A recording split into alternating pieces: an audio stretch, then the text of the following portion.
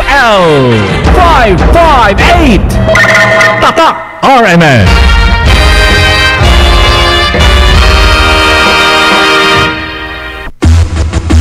Narito na ang numero 1 pagbabalita sa radyo na araw-araw. Pinakikinggan sa Luzon, Visayas at Mindanao. KBP Golden Dove Best News Program. Mula sa Head News Center ng pinakamaraming himpilan at number 1 na radio network ng bayan, RMN. Ito ang numero 1. RMN News Nationwide. RMN News Nationwide. Kasama ang maasahang broadcaster, Buddy Oberas, at ang KBP Golden Dove Best Newscaster, Weng de la Peña. RMN News Nationwide. RMN News Nationwide. Headlines. Ngayong tanghali sa RMN News Nationwide. Medical at Dental Mission na Iglesia ni Cristo sa Maynila. Tinagsa ng libu-libong katao. DepEd nagpaliwanag sa kanselasyon ng klase sa ilang bahagi ng Metro Manila dahil sa aktibidad. Bagyong si Tino nakapasok na sa bansa. Department of Agriculture nandigan namang hindi mag-aangkat ng bigas sa kabila ng nasirang pananim ng nagdaang Bagyong Santi. At this point in time, pagka bumana tayo ng importasyon, para natin sinakal itong ating mga magsasaka. Department of Labor and Employment pinakikilos na para sa mga OFW na posibleng mawalan ng trabaho sa Hong Kong. Kay Secretary Baldos, magandang advice, gumawa muna ng konkreto action kaysa sa dumaldal.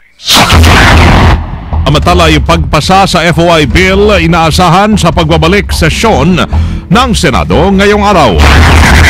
Balitang negosyo ang BIFAR nanawagan sa mga mangisda na huwag manghuli ng mga babaeng alimango. Balita abroad naman, yung patay ho sa stampede sa Hindu pilgrim sa Central India umabot na sa 89.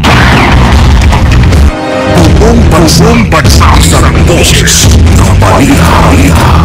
RMN News Nationwide. Ang pinakamalaking mga balita abot sa bawat Pilipino saan man sa bansa. RMN News Nationwide. Mabuhay Pilipinas, tanghali po ng Lunes, October 14, 2013. Ito ang numero 1 RMN News Nationwide. Ako si Buddy Oberas. Ako naman si Weng de la Peña. Tayo ay live sa DWRS 927, RMN Vigan, DWNX 91.1, RMN sa Naga, DXRS 981, RMN sa Surigao at sa DXMB 648, RMN Malaybalay.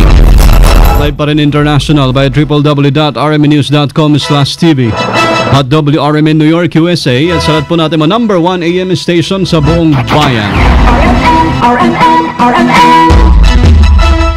Mga kasama, patuloy pong dinadagsa ng mga tao malaking evangelical mission na isinasagawa ng mga miyembro ng Iglesia ni Cristo sa lungsod ng Maynila. Sa report ni kasamang Silvestre Lavay, inukupa na ng mga pampaserong bus sa jeep ang magkabilang lane Espanya Boulevard. Nabatid din na mula pa sa Quezon Avenue ang pila ng mga tao at sasakyan kung saan maging ang Lacson Avenue is naran rin sa mga motorista. Dito ay nagsasagawa rin ng mga maliliit na programa ang mga miyembro ng INC sa may Lacson Avenue at mas lalo po itong dinagsa ng mga tao. Dumepensa ho ang Department of Education sa inilabas nilang desisyon hinggil sa kanselasyon ng klase sa buong Metro Manila ngayong araw dahil sa pagtitipon na gagawin ng mga miyembro ng Iglesia ni Cristo. Sinabi ni Education Secretary Armin Luistro na bati kasi sa natanggap nilang impormasyon mula sa MMDA. Inaasa maging malaki ang nasabing pagtitipon kaya't minabuti na lamang nila ang suspendehin ang klase 1 ng mga estudyante para hindi maperwisyo ang mga ito. Unang inanunsyo ni MMDA Chairman Francis Tolentino na kabilang sa mga walang pasok ngayong araw ay mula preschool hanggang high school ay ang Manila All Levels, Quezon City, Caloocan, Pasig, Pasay, Makati, Mandaluyong, Taguig, Parañaque, Patero, San Juan, Muntinlupa, Valenzuela, Marikina All Levels, Las Piñas, Malabon All Levels at Navotas. Sinuspindi na ni Chief Justice Maria Lourdes Sereno ang pasok sa mga korte naman sa lungsod din ng Maynila at Quezon mula 1:30 ng hapon mamaya. Ayon sa kalatas na nilabas ng SC Public Information Office, suspendido ang pasok sa SC at lahat po ng appellate courts nito kabila ng Court of Appeals, Court of Tax Appeals at Sandigan Bayan. Ayon kay Sereno, mayroon namang tinalagang skeletal force na siyang tatanggap ng mga dokumentong ihahain sa iba't ibang mga korte. pagsuspindi ng operasyon ng SCA di Pangkorte sa Maynila at QC ay bunsod pa rin na aktibidad na isinasagawa ngayon ng INC na nagpaparalisa sa daloy din ng trapiko. MMDA at NCRPO nagsasagawa ng by aerial surveillance sa Iglesia ni Cristo Medical Mission. Tama natin sa Balita Live si Joyce Adra. RMN Report.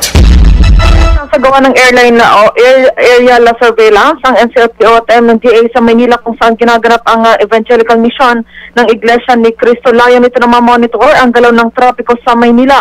O mapila naman sa publiko si NCRPO Chief Marcelo Garbo na iwasan muna ang pagtungo sa naturang lungsod lalo na upang hindi maipit sa uwian mamaya ng mga kasapi ng Iglesia ni Cristo. Patuloy naman ang pagkikipag-ugnayan ng NCRPO at MMDA sa pamunuan ng INC. Kasama mo sa Southern Metro Manila, Joyce Adra, Tatak RMN. Radyo mo nationwide. Daloy po ng trapiko, unti-unti nang babalik sa normal. Siyempre, pagkatapos po ng evangelical mission ng INC. Tama natin sa balita si Angel Ronquillo. RMN Report. Asahan na nga unti-unti pagluwag ng daloy ng trapiko sa lungsod ng Maynila. Ito ang sinabi ni Brother Edwin Zabala, ang ministro ng Iglesia ni Cristo sa pagtatapos ang kanilang evangelical mission ngayong araw.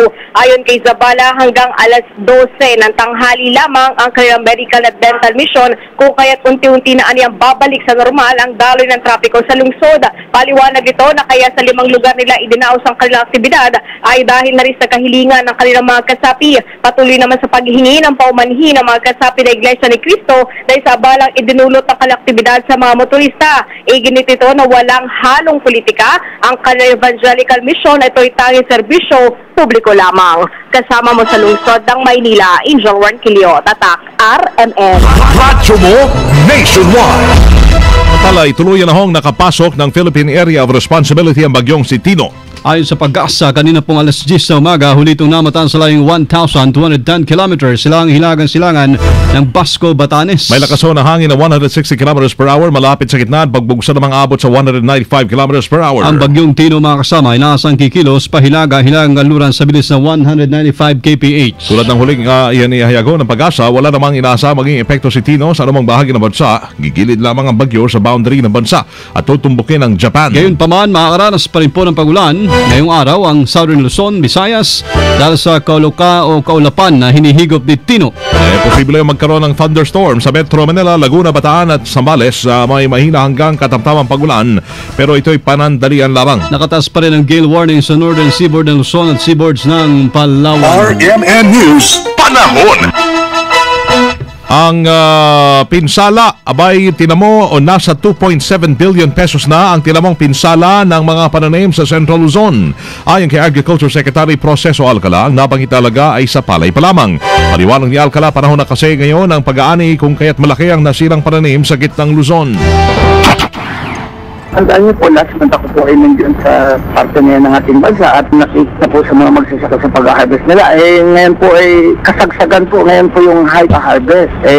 Nakakalungkot man po pero kailangan po hindi tayo titigil at mag-isip na paano matutulungan natin mga kababayan. Actually, ito po yung Central Luzon pa lang. Yung Northern Luzon po, hinihintay po namin yung feedback within the day at kailangan ko po report sa Malacanang ito within the day din po, later part in the afternoon. Sabi pa ni Alcala na tiyak na lalo pang tataas ang alaga ng mga pinsala sa pananim sa oras na matanggap nila ang report mula sa Northern Luzon.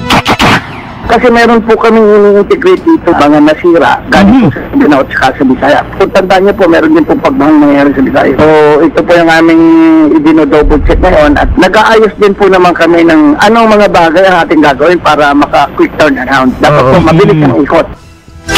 Augnay niya, nanindigan naman si Alcala na hindi sila mag-i-import ng bigas sa ibang bansa kahit pa malaking bahagi ng mga palay ang nasira dahil sa pananalasa ng bagyong Santi.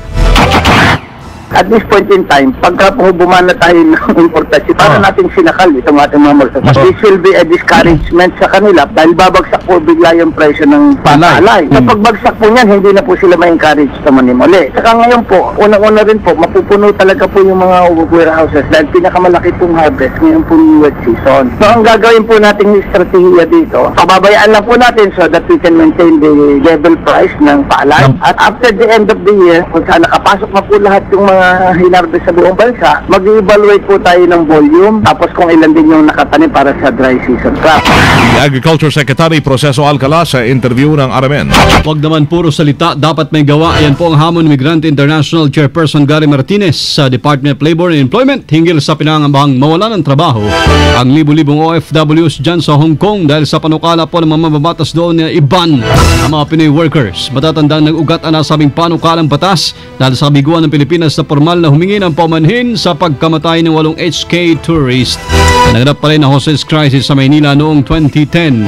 Sa interview ng RMN kay Martinez, iginit nito na hindi solusyon ang pagbibigay ng trabaho sa abroad para sa mga napapawing OFW dahil ang mga ibang bansa sa mundo ay nakakaranas rin ng krisis sa ekonomiya kaya't mas mabuti magkaroon talaga ng trabaho ang mga Pilipino sa sariling bayan. Ay, ang problema po kay Secretary Baldos, tiga Libya po na pauwi, yung mga tiga Sirima na pauwi. Yung mga sinabi po nila ibibigay na alternatibo, wala naman po talaga nangyari. Kaya siguro kay Secretary Baldos, magandang advice, gumawa muna ng konkreto action kaysa sa dumaldal. Tandaan po natin, hindi po magandang alternative na ipasa na naman natin sila sa ibang bansa. Apektado ng krisis, pauwiin din po naman. Dapat po, trabaho sa sariling bayan po talaga ang pagtunan nila ng pansin. Sinabi pa ni Martinez, bagamat nasa nilang hanay ang suporta ng mamamayan sa Hong Kong na takot ding mawala ng mga manggagawang Pinoy, dapat daw ay magkaroon din ng inisyatibo ang administrasyong akinong resolbahin ang naturang issue. Sa mahaba pong karanasan ng kasaysayan ng Hong Kong, ang Pilipinas po ang naging pinakamalapit na kaibigan ng Hong Kong. Kung tutusin sa kasaysayan ng Hong Kong, ay hindi na po tayo mawawala dyan. Kaya nga po, yung mga tao ngayon dyan, ang suporta po sa atin ay talagang umaapaw. Kaya po kami naniniwala, ito po'y maayos na agad. At dapat din po ang gobyerno ng Pilipinas, si Pangulong Aquino, kung sakali po matuloy lang, paano na ma-accept yung 150,000 ng mga Pilipino at sana po hindi alternative ang labor market palabas ng bansa. Sa record ngayon, nasa may 160,000 OFW sa nagtatrabaho ngayon sa Hong Kong na posibleng maapektuhan sakali may sulong na nasabing panawagan. Unahin ng Senado naman ang pagpapasa ng Freedom of Information Bill o FOI Bill sa pagbabalik sesyon ngayong araw. Ayon kay Senate President Franklin Drilon, kailangan nang ipasa ang nasabing panukalang batas para lalo pang mapalakas ang kampanya ng pamahalaan laban sa korupsyon. Anya inaasahan na rin pagdedebatehan ang naturang panukala sa plenaryo matapos ang sponsorship ni Senate Committee on Public Information Chairman Grace Poe. Layunin ng FOI Bill na mabigyan ng kapangyarihan ng taong bayan na magkaroon ng akses sa mga impormasyon sa tanggapan ng pamahalaan. Timetable para sa FOI Bill pinatatakda na ng isang kongresista.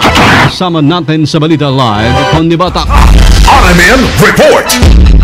Pinagtatakda ni Diwa Party List Representative Emeline Agripay itong si Speaker Sonny Belmonte ng timetable para sa pagpapatibay ng Freedom of Information Bill dito sa Kamara. Nababahala itong si Agripay dahil sa wala namang malinaw na timetable. Ang FOI Bill ay posibleng matengga ng laman ito sa plenaryo kung makalusot man ang panukala sa committee level. Hiniling naman dito ni Gabriela Representative Luz Biminda Ilaga na simulan agad ang deliberasyon sa panukala. Kailangan anyang dumaan ito sa masusunod debate sa committee level pa lamang para matiyak na hindi masisingitan ng mga probisyon na salungat sa tunay na intensyon ng FOI Bill na bigyan ng kapangyarihan ng publiko na masilip ang mga transaksyon ng gobyerno. Sa October 22 ay saka pa lamang umpisahan o magkakaroon ng organizational meeting ang House Committee on Public Information para sa consolidation ng mga bersyon ng FOI Bill. Kasama mo mula sa Kamara, Konde Batak, Tatak RMN. Radyo mo nationwide. Aerial operation sa tatlong nawawalang mangingisda dahil sa bagyong Santi kinasana. Namaraten sa Balita Live si Rhea Mamogay. RMN Report. Patuloy pa rin pinaghahanapan tatlong mga mangingisda na nawala sa kasagsagan ng panalasa ng bagyong Santi sa Catanduanes. Ayon dito kay Rafi Alejandro, Director ng Office of the Civil Defense Bicol Region, na hindi na malocate o hindi alam ng mga kamag-anak na mga nawawalang mangingisda na kinilalang sina Andres Timuat, 42 years old, Edelberto Arcilla, 55 years old at Jose Borac, 58 years old kung saan ang mga ito sa kasalukuyan. Dagdag pa ni Alejandro na nagsasagawa na nga ang mga otoridad ng aerial operation upang makita ang mga mangingisda. Umaasa naman ang mga kamag-anak ng mga missing na buhay pang matatagpuan ang mga ito. Maliban Ang isdang ito, isa rin ang missing sa Romas Oriental, Mindoro at mula sa Kabugaw, Apayao na ngayon ay patuloy pa rin pinaghahanap ng mga otoridad.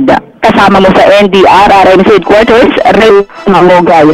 Tatak, RMN. Radyo mo, nationwide. RMN News Network. Mga kasama, nanawagan po ang Bureau of Fisheries and Aquatic Resources sa BIFAR sa mga isda na huwag munang manghuli ng mga babaeng alimango. Ayon kay BIFAR National Director Asis Perez, unahin po layo din ng kanilang kampanya ay lalo pang mapadami ang produksyon nito maliban pa sa mga babaeng alimasag at lobsters. Liwanag pa ni Perez, ang isang alimango ay kayang mangitlog ng 3 milyon. Kung kahit sayang naman kung ito'y kakainin lamang sa halip ng mapapakinabangan pa sa pagpaparami ng lahi. Para malaman, sinabi ni Perez na ang babaeng alimango pala ay malapad ng talukap. Di hamak na mas masarap din. Ang lalaki alimango naman dahil sa mas malaman at mas malaraw ang mga sipit nito. Sa ating po mga kababayan, nilolaunch po natin ang ating kampanya, huwag hulihin, huwag habulin, huwag kainin ang babaeng alimango, lobsters at mga alimasag.